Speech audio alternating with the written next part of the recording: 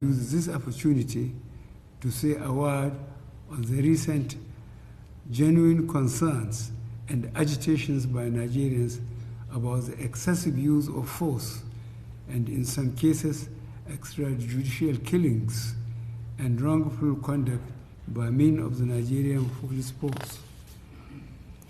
The disbanding of SARS is only the first step in our commitment to extensive police reform in order to ensure that the primary duty of the police and other law enforcement agencies remains the protection of lives and livelihoods of our people.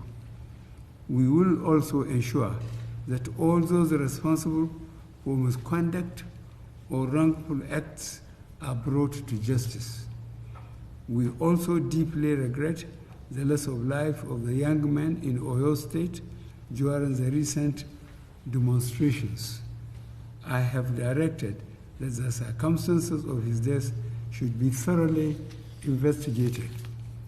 Meanwhile, it is important to recognize that the vast majority of men and women of the police force are hardworking and diligent in performing their duties.